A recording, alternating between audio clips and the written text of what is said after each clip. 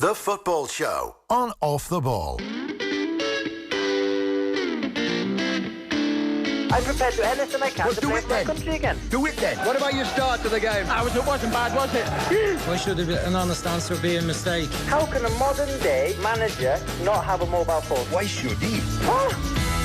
Yeah, welcome to the Monday Night Football Show. It's Richie McCormick here with you. I do wish we were meeting under rather more pleasant circumstances, but such as it is, Ireland are second from bottom in World Cup qualifying Group A following Saturday's 1-1 draw with Azerbaijan in front of 21,000 fans at the Aviva Stadium. Serbia pitch up into town tomorrow night for what is, and we've said this a million times it seems so far already, a must-win game for Stephen Kenny and co in charge of the Republic of Ireland team. Joining us on the line to pick through what happened on Saturday, what happened today with the press conferences and so on, and indeed tomorrow's match against the Serbs, is the Irish Independent's football correspondent Dan McDonnell. Dan, I'd imagine you're pretty sick of talking about this at this stage, are you?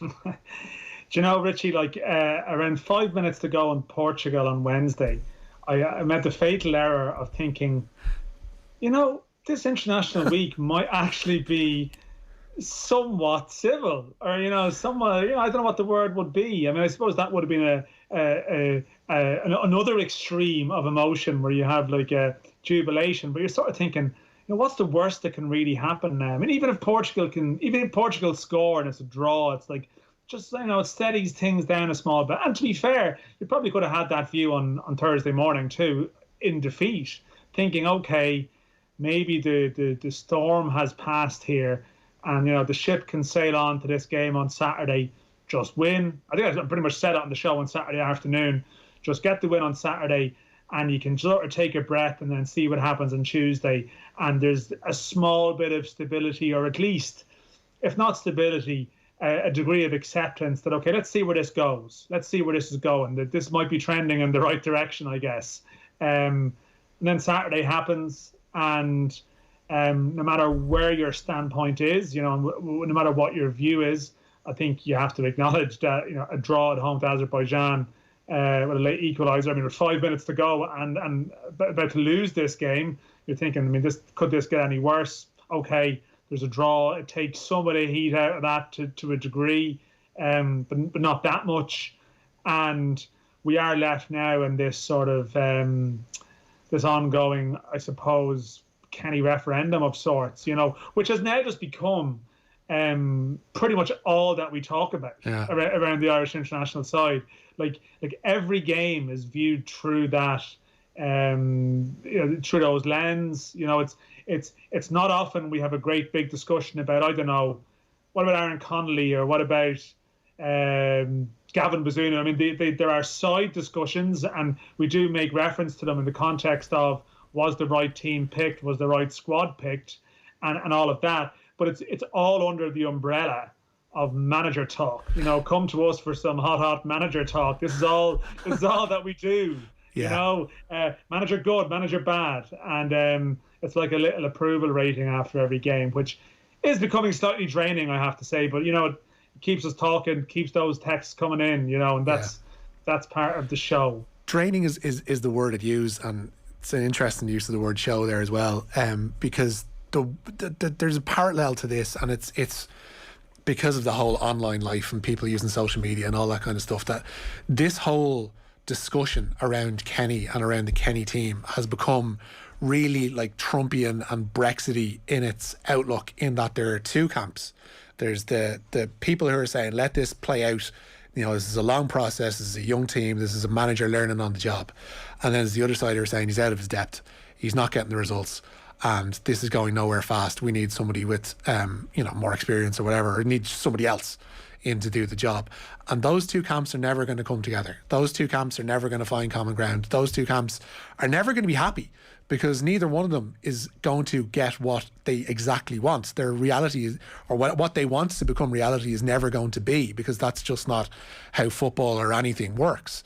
And we're now stuck in this ongoing circle of people saying it's just this really draining tug of war between two sides who are never going to see what they want.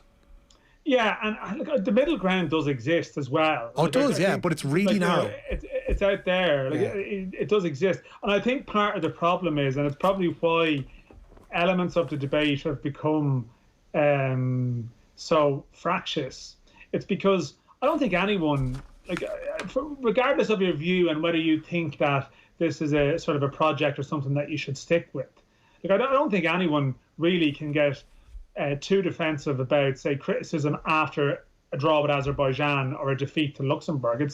It's completely fair comment, and completely understandable. It's the Irish national team. It's the biggest sports job in the country. It's everyone's team to an extent that they'll tune in and out, and you're going to have an extreme of reaction to those results.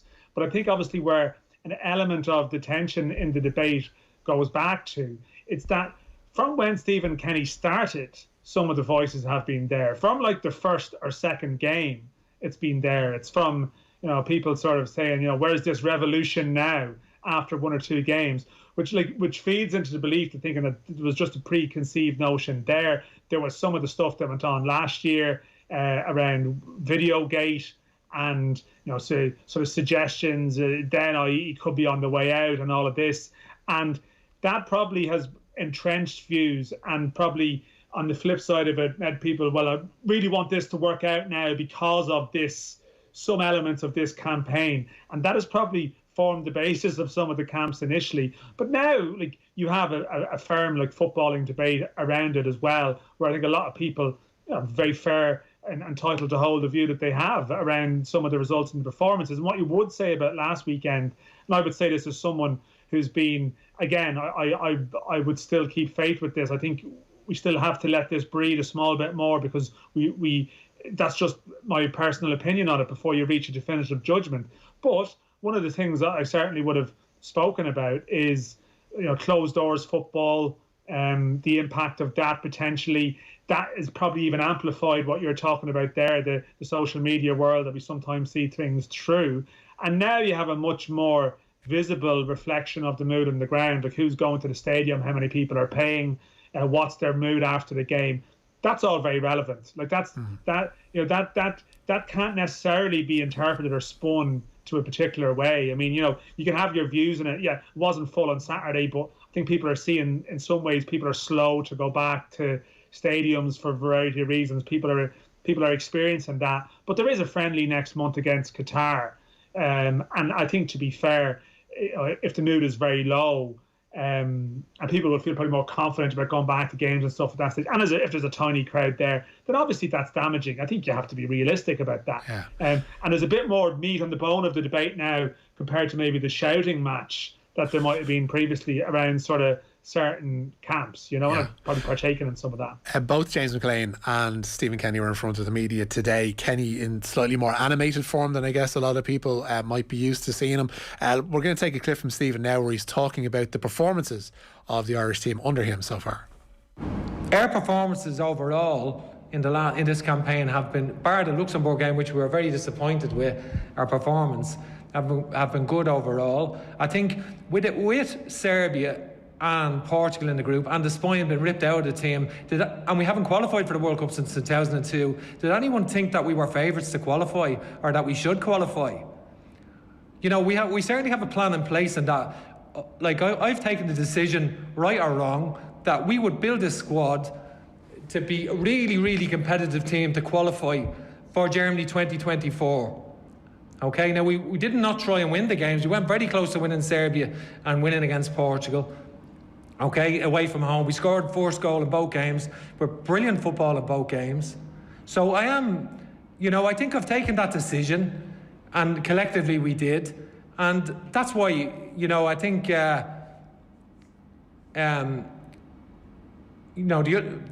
last weekend's Azerbaijan was a good occasion. The supporters were brilliant. We started brilliantly. Couldn't get that goal. They've scored a goal in 25 yards. They defended deep. We threw the kitchen sink at them. So many attempts on goal, and we missed the target. Our finishing could have been better. We have only ourselves to blame in that regard. But I think there's real progress overall, to be honest, and that's the way I see it, and that's the way my staff see it, and all the coaches see it. And there's a lot of people behind that. There's a lot of people who aren't, who just see, well, you're in a results, but that's not your job to develop the game here. That's not your job. Your job is just to win the next match. That's your job. And that kind of nearsightedness doesn't create anything. You might beat teams you shouldn't beat, but you'll never beat the teams that you can strive to beat. So you're trying to build something that can actually be tangible over a period of time, and that can be successful. And that's the way I see it. You almost wish, Dan, that you saw a little bit of that more animated Stephen more often, because you kind of get the feeling that he gets his point across a little bit better when he's a little bit head up. But there are some points in there that, he's talking about. If we want to break it down one by one, qualification for Qatar 2022, in a group where Portugal are the top seeds, the team who finishes first is the only one that automatically goes through, and now you've got a convoluted playoff system. Realistically, Ireland weren't going to be in Qatar next winter. No, I don't think so. I mean, it is hard to qualify for the World Cup. I think most people would acknowledge that point. Although, of course, the flip side is, Ireland have been to two playoffs since the long gap going all the way back to 2002.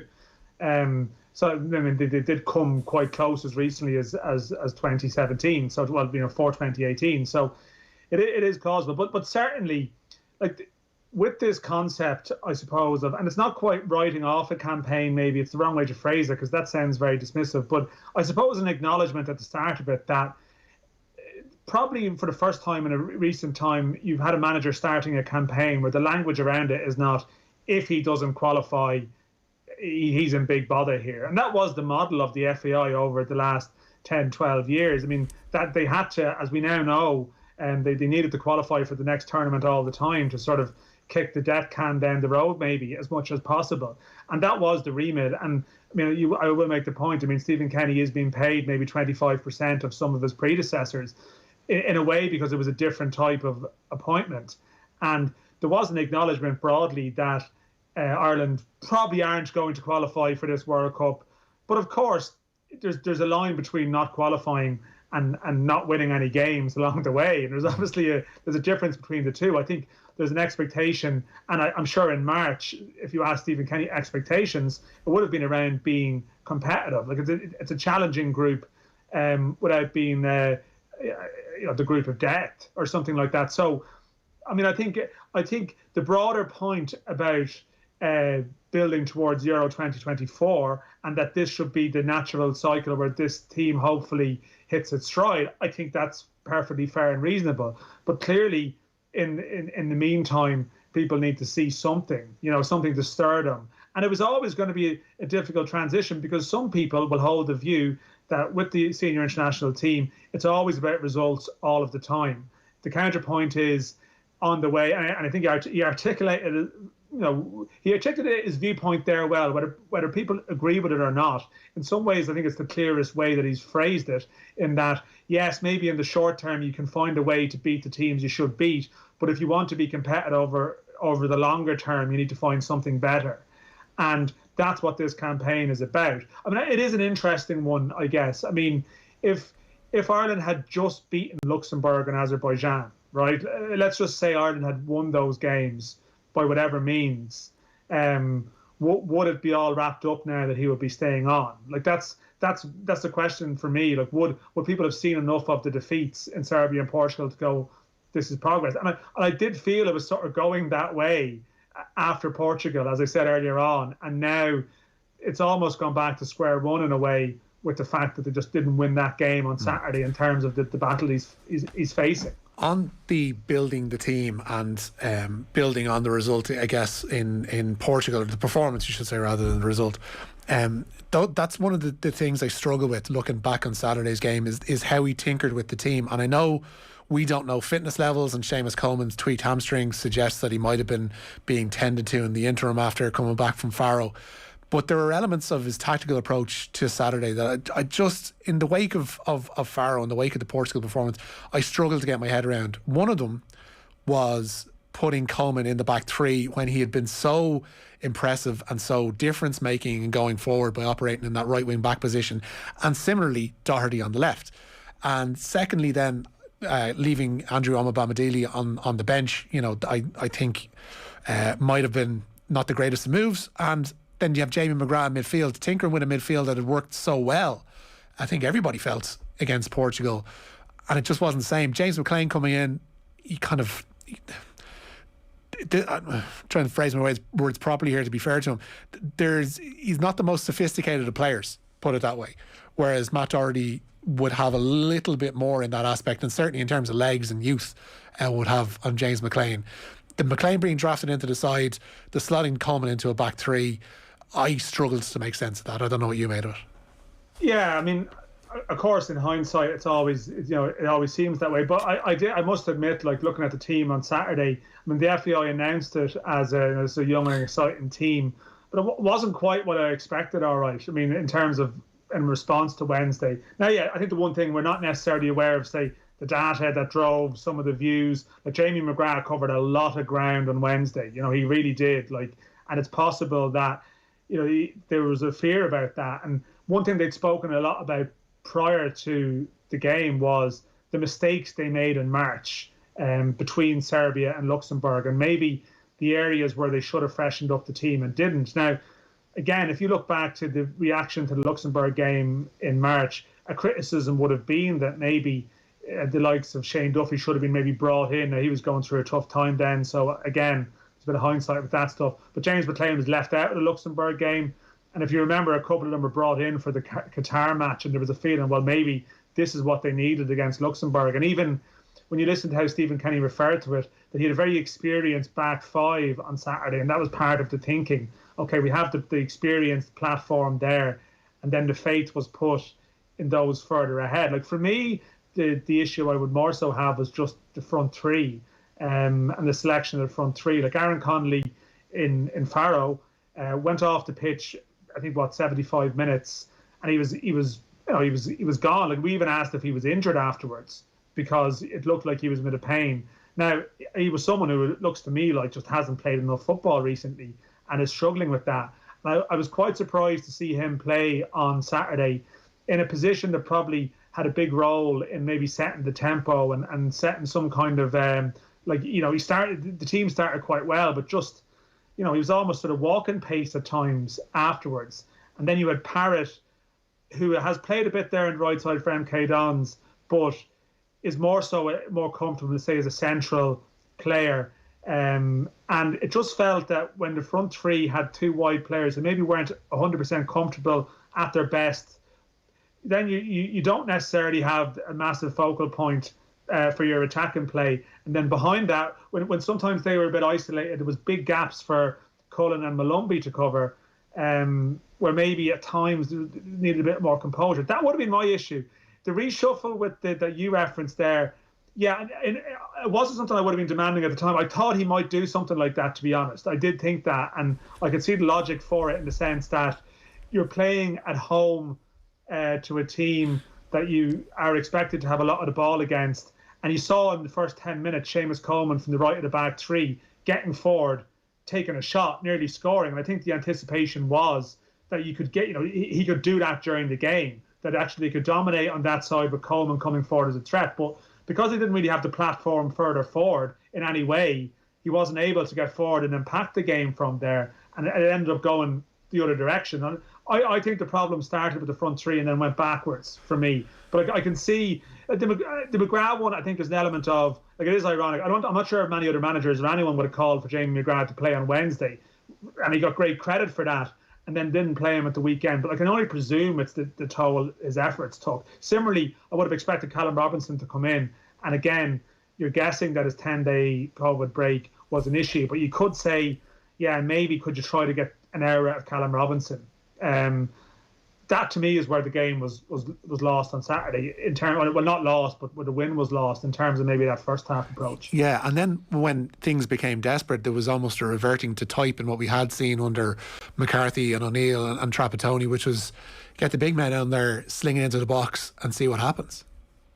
Yeah, but I do think that's overplayed a bit to an extent. Like, I think when you're playing against a team that, as Azerbaijan were, protecting a lead, they are going to sit back and try and defend in numbers. And like invariably, you're going to end up putting in more crosses if that's the way that they operate. And there's nothing wrong with that. Like, I mean, again, I think sometimes the Kenny debate has become, the perception of it is actually so at odds with the reality that there's almost a feeling that he's anti-crossing in some way, that he's someone who come in with sort of a, he just doesn't support that. Like some of the biggest goals in his Dundalk career that I can recall were crosses. They came from crosses, but it comes from fashioning the positions for better crossing opportunities. Like I saw someone today make reference to the fact that the John Egan goal in Portugal was a header. That goes to show that's the only type of goals they've scored. But to be fair, the corner came from a brilliant passenger play in the Aaron Connolly miss.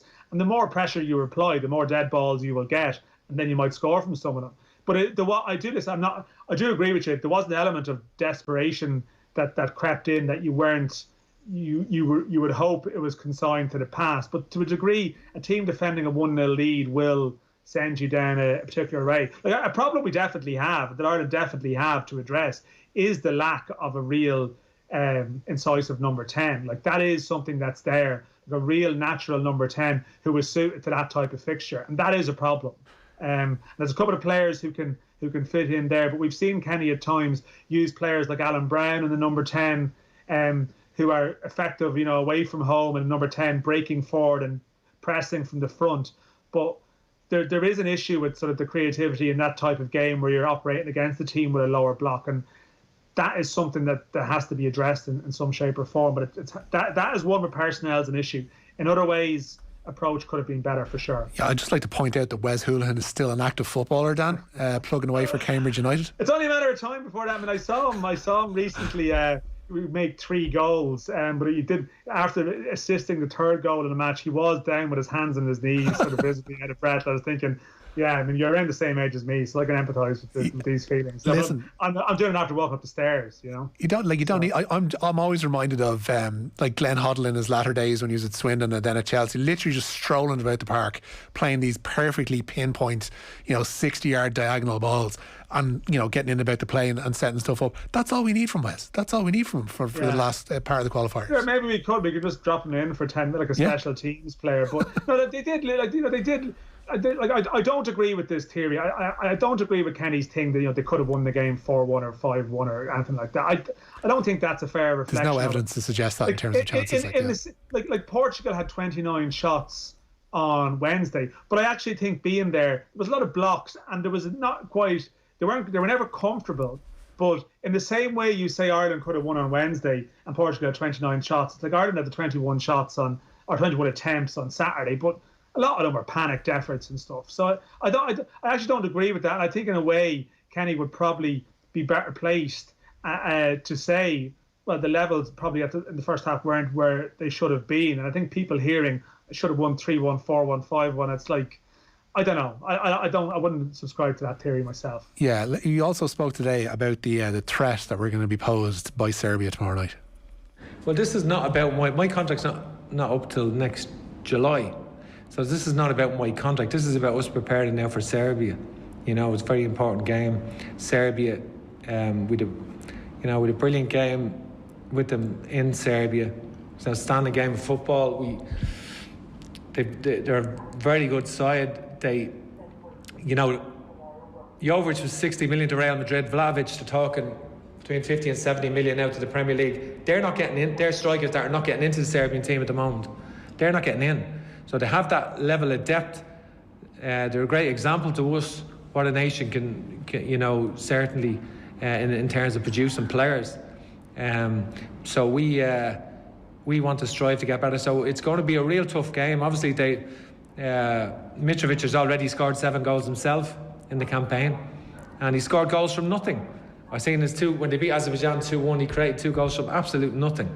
And so it's, we're going to have to be at our best against Serbia. They're a formidable team, and we've got to make sure that we're ready to go. It's their 3rd game in 6 days. It's only their 2nd really, because they had a friendly and they were able to rotate.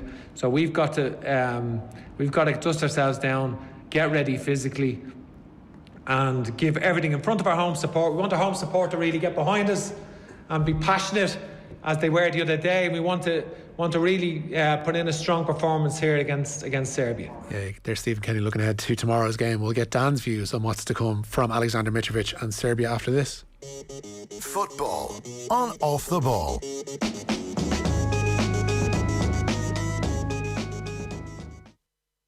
Football on Off the Ball.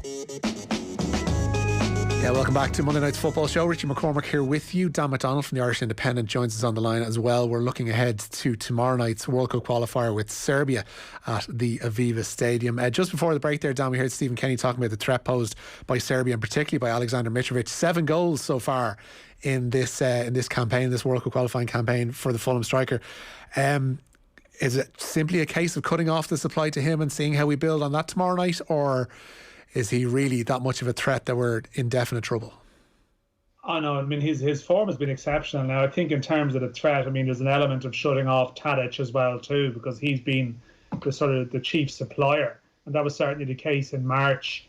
Mitrovic actually started on the bench in March and come on against Ireland and scored twice, but his record since has been sensational. Now he did pick up a facial injury at the weekend, so there's a small element of doubt around his well-being, which might be sort of clarified in advance of the game, but it is just something to bear in mind. He took a blow, I think, scoring the last goal the other night, his last goal anyway. Like Serbia are they're a funny team. I mean, they are unbelievably talented, but in recent years their performances have been quite volatile at times. I mean, they didn't qualify for the last Euros with that penalties defeat to Scotland at home. They are a free scoring team. I think they only had 2 clean sheets in their last 11 competitive games, so they definitely give teams a chance defensively. And I think that was, evidenced in the game in March, where there was opportunities there for Ireland. Even the Collins goal at the end was a bit of a disaster from a Serbian perspective. But they are top heavy in talent, and unless they change their approach, they generally do play with a sort of a 3-4-2-1, which is similar to the system Ireland have been trying to play. But they have someone like Tadic as a creative option, and there's Milinkovic-Savic, and they have a couple other Luka Jovic. They have a few options that they can use there. I mean, Vlahovic is one of the most exciting players in Europe, and he's behind Mitrovic in the pecking order for that role up top.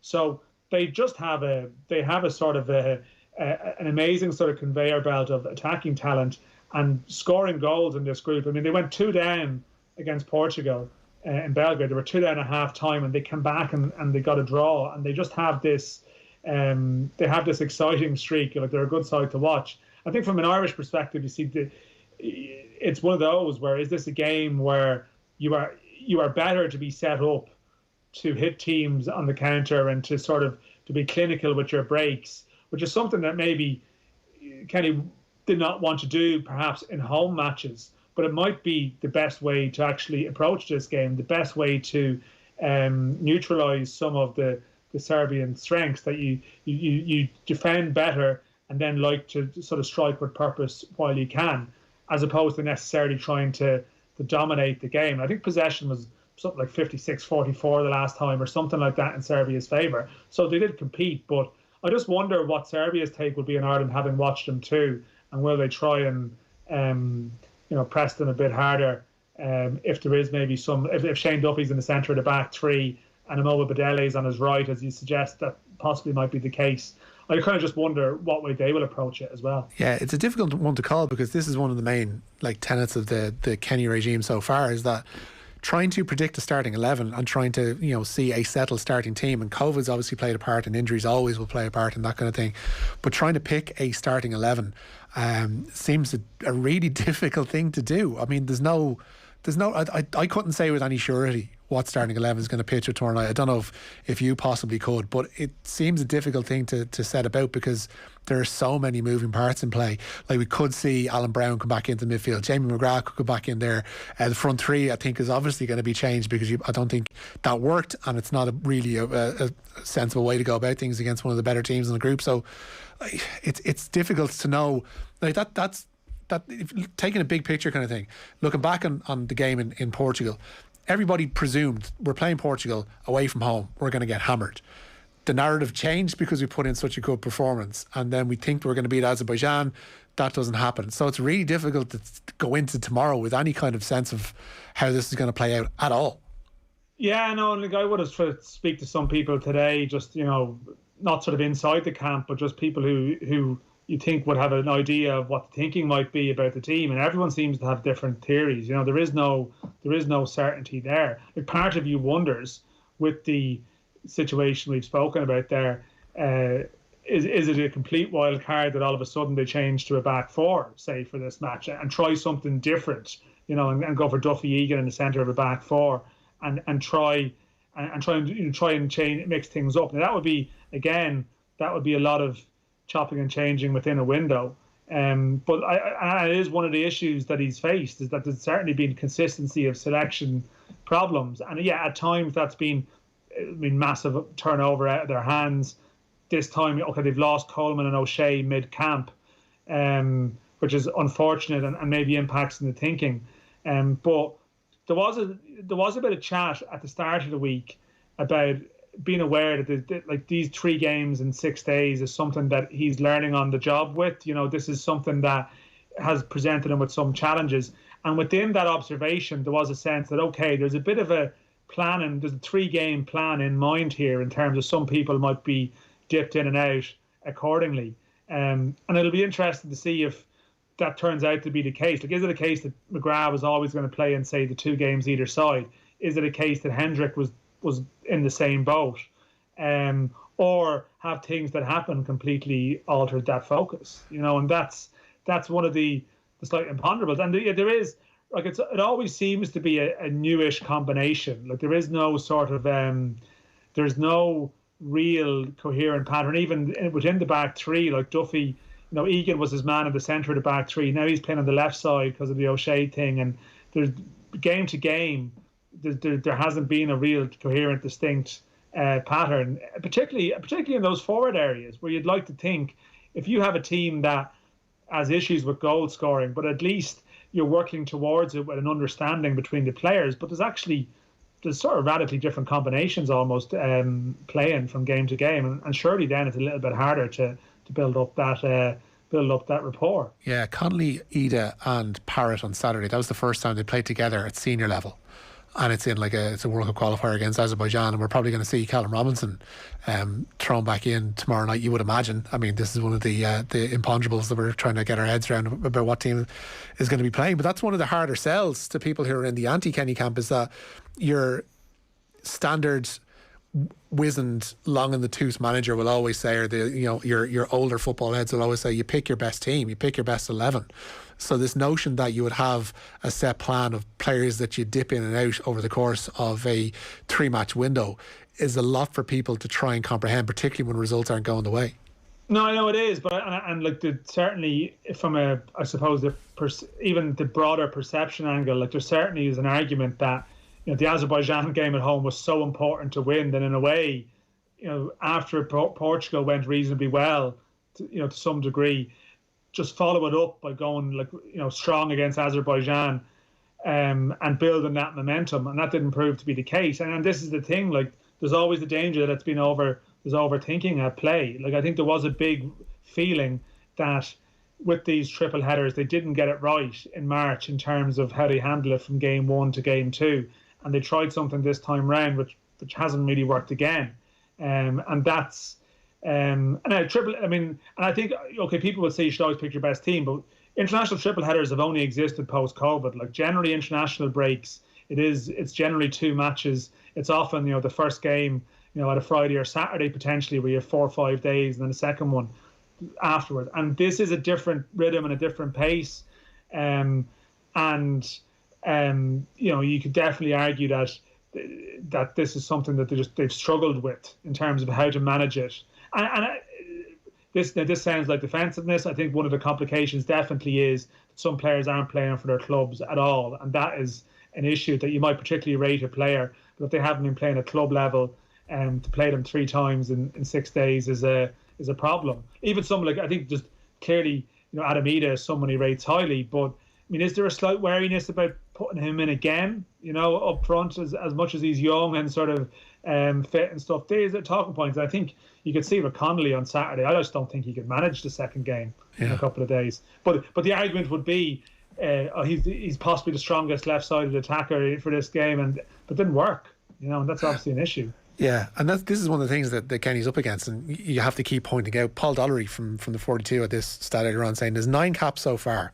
Adamida has already played more minutes, 597, than in the 31 league games that he's represented Norwich, 571 minutes for a total there.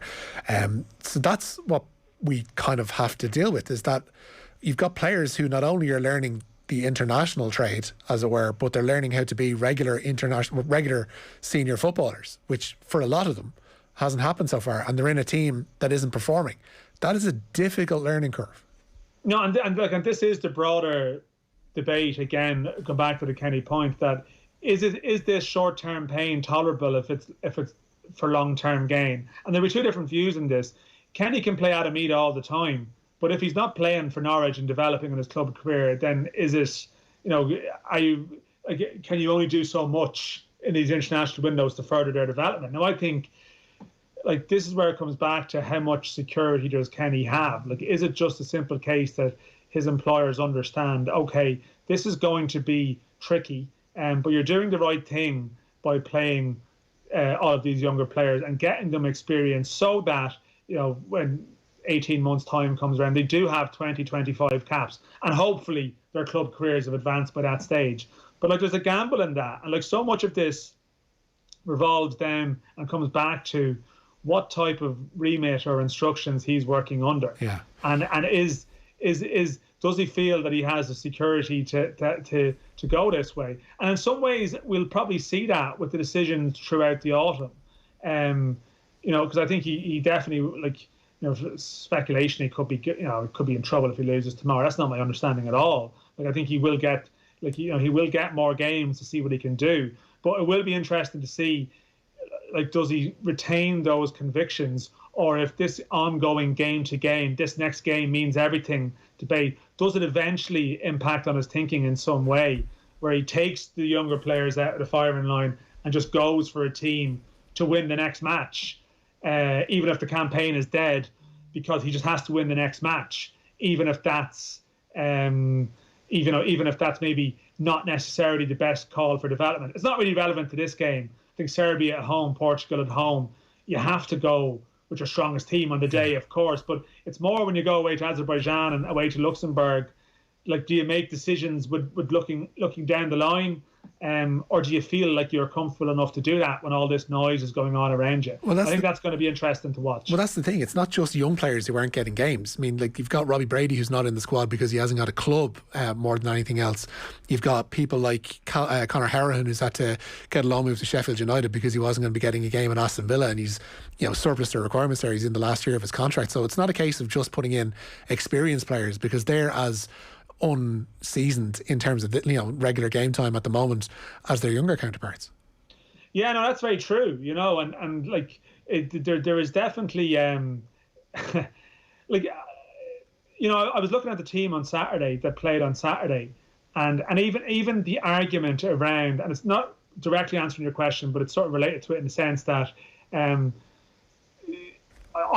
would say, maybe took a risk picking the young players, but who were the older seasoned players that were left out on Saturday? If you look at the squad list, the only sort of 2 players that were with over 20 caps, I think, who didn't play were Hendrick and Conor Harrahan, who were effectively competing for one position in midfield, because I think Cullen is always going to play. And everywhere else, there was an element of he picked the experience where he had the experience, and there's marginal decisions between players who aren't massively experienced at this level. Okay, someone like James Collins is a very experienced club player. He's got loads of games under his belt, and maybe and that in a way in the forward options. Okay, and Robinson was coming back from his COVID situation, but in the forward areas, he probably has to go with those players as well too, because in some cases they are his best players at the moment as well. It's not as if there's a glut of seasoned players that he's overlooked. That is one of the things about the Kenny era that's actually a bit different to previous managers, that there is no massive cause célèbre. There's no massive, well, if you played this guy, if you played Wes, there's no Wes if or you Andy played Reid, Andy, yeah. If you played Andy Reid, this will definitely solve it. People are more so screaming about, well, the manager's decisions, as opposed to a team is out and it's where is he? What's going on with him? But I think even on the various sides of the discussion, I think there is a broader acceptance that this is a challenging time in terms of the squad that he's working with. I think it would be disingenuous to say otherwise. Yeah. But obviously, he has come in on a platform of saying, these are very good players, and you can't flip suddenly back to we don't have the players. Like, that's obviously that's not going to work in terms of how he's presented himself initially. But it's a challenging one. Yeah, and he was asked obviously today what kind of assurances that he has over his standing as Ireland manager. Well, I've been given no assurances in that regard, and I've taken the decisions I've taken regardless of the impact on myself or here. I've not been given any assurances in that regard. I think I've just been given full support by the FAI. People behind the scenes have been brilliant, and I think so I think I've done it because we have a very, very exciting squad emerging, and we've not had a huge pool of players to pick between the experienced players who are at the other end of their career and the young players that are coming through. There has been a gap there for sure. But I'm very, very pleased with the emerging squad, and I think that some of our performances have been excellent, like against Portugal the other day, where that was the cruelest of fates really, to lose that game, of it going into the 89th minute. And I think the players have deserved better than they've got over the last few games, because overall against Azerbaijan we threw the kitchen sink and we created so many chances and played well for long periods in the game and had so many attempts at goal. But we need to definitely improve our finishing, and it's not like Azerbaijan. They don't concede a lot of goals. 2-1 against Serbia, 1-0 against Portugal. They're not minnows. These players are playing in group stages of European competition, and they certainly none of the games are easy. So that's the way I see it. Yeah, Dan, there were reports this morning in some of the papers, I think the Star and the Mail were two of them, which suggested that, if things don't go well tomorrow night, then Kenny is going to be under increasing pressure from the board. You alluded to it there. It doesn't actually seem to be the case. Oh, no, I don't. I mean, everyone has information from different places, and you're always wary of, my information is correct and everyone else's is wrong. Things can always change, but my understanding is that's not the case. I mean, things can always happen. Like, a team could get hammered 5 or 6-1 or something, and the mood is such. But in the sense that it's if Ireland just lose in any way or in any shape or form, and that's it, there's a definitive thing coming down the tracks. To be fair, I don't think those stories even suggested that really either. It was sort of veering on that this is something that might happen, but from my perspective, from what I've heard, there's no imminent threat to Stephen Kenny at all. There's no rush to make a decision, and he will get time, and he will be given more time, and we can continue to have these debates after every game. Which, I mean, in some ways, if you still believe in the project, it's a good thing, But obviously, we can have a version of this discussion again in the future. But no, I don't think there's anything rash going to happen, and I don't think it should happen either. I think if you're on about giving something time and giving something a campaign, then why suddenly would you decide to make a decision? And maybe there's some people on the board who might feel that way, but I don't think their voice will be heard as the dominant one. Yeah, ultimately that's the wearying thing, and this isn't a defence of Kenny by any means, but no matter who was to go in next, we don't suddenly have 13 regular Premier League starters making up the spine of the squad, and we don't have a natural goal scorer magicked out of the fact that we get a new manager. That doesn't happen. Regardless of who it is, whether it's a Big Sam, whether it's Jurgen Klopp, whether it's Claudio Ranieri, or whether it's Claudio Bianchi. It doesn't matter who goes in. The facts are the facts. We've got a young squad and no goals, and that is a lot for anybody to turn around. Yeah, and I mean, listen, I don't want to be sort of cynically talking about it in a way, but because you're always wary of speculating over possible contenders when someone is in a job, and as far as is still going to be in that job, for the next while. But I mean, there's a simple fact here that Ireland have a bit of a ghost year in 2022. With the World Cup campaign over, there's a long time until March 2023 and the next big qualifiers. Like the Nations League is important with a view to seeding for that and with a view to positioning and stuff. But there is no rush. And in a way then, like if you are considering your options and looking to the future, like what type of candidate are you going to get in the short term that's going to come in with a view to sort of a job that doesn't really gather steam maybe from their perspective until March 2023? Like if you are part of a bit of a rebuilding mission, and this is where things are going naturally with the structure of the international calendar, like potentially the person that's there at the moment is the person best suited to executing that task over the next period of time.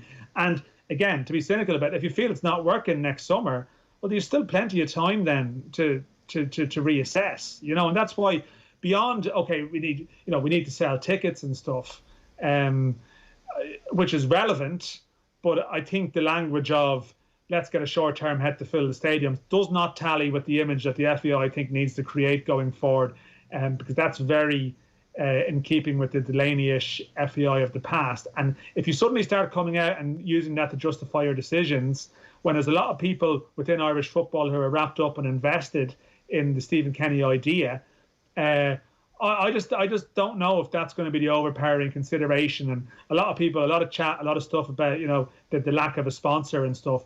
Let's just remember, the lack of a sponsor cannot just be rewritten now to results in the last period of time. That is the reason. That's to do with the toxic stain of decisions and mistakes over a long period of time. And I think any sort of talk about the sponsors that doesn't refer to that is again slightly disingenuous in terms of how it's been framed. And again, sponsorship spend after a pandemic ain't exactly a big pool of Scrooge McDuck cash. No, and they should have it's a shame that Ireland don't. And of course, not naive in talking about it here. A winning team will be more attractive. But the reason, let's not have people think the reason there isn't a sponsor at the moment is because Stephen Kenny's results. That's not, that's just, again, there's a lot of reasons for that. Like if you stop someone on the street and say FAI to them, the brand association still isn't good at the moment, and I don't think 3 or 4 wins will suddenly change that. So there's a lot more rebuilding to do within Irish football in terms of the reputation, and the top-down thinking of the past of senior manager will save everything. I don't think that's a strategy that sees them through the next period of time. You can go for the quick hit, but it's not. There's broader questions to be resolved. It doesn't give Kenny a pass from bad decisions that stop them from winning games, but you can't suddenly say that all of the association's woes fall on the shoulders of one man. And I mean, some people are trying to present it that way. Yeah, and let's not forget there's 90 minutes of football as well to be played tomorrow night too. Dan McDonnell, thank you so much for joining us this evening to talk about all matters Kenny. I'd like to think we settled the debate tonight and there'll be no more discussion of it, and we'll just talk about footballing matters from here on in. Yeah, see you, Richie. Good luck. We've got live commentary of the game tomorrow night here on Off the Ball, courtesy of Stephen Doyle, and Stewie Byrne will be alongside him too. Back after these. Football on Off the Ball.